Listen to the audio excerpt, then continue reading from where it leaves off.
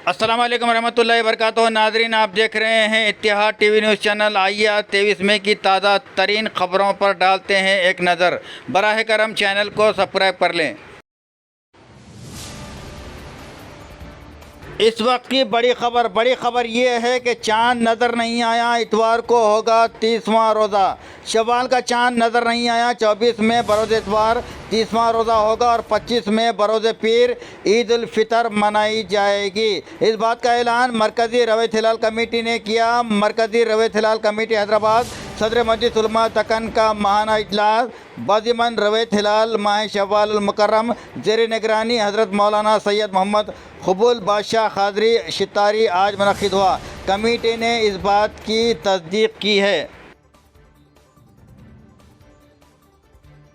रियासत तेलंगाना में एंट्रेंस इम्तहानात का शेड्यूल जारी कर दिया गया है।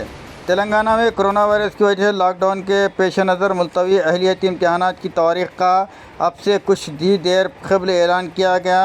वज़ीर तालीम सबिता इंदिरा रेड्डी के साथ मुनक़्क़िदा इजलास में हायर एजुकेशन काउंसिल के सदर नशीन पापी रेड्डी और दीगर अहदेदारों ने शिरकत की। बाद अज़ां तबादला ख्याल के बाद अहलियती इम्तहानात का शेड्यूल जारी कर दिया गया है। 6 ta 9 जुलाई एम सेट इंट्रेंस टेस्ट मुनक़्क़िद होगा।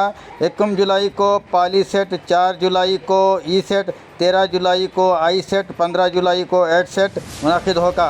1 ta 3 जुलाई पीजी ई सेट और 10 जुलाई को ला सेट और ला पीजी सेट मुनक़्क़िद होगा।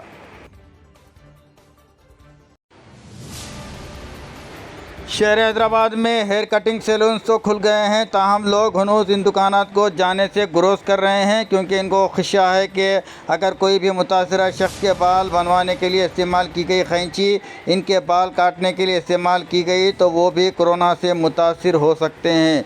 इस तरह इन दुकानात पर गाहक की कमी हो गई है। उमूमन इन सैलून्स में सियासत, बिग बास और दीगर उमूर पर गुफ्तगू होती थी, ताहम अब ये भी गुफ्तगू नहीं हो पा रही है।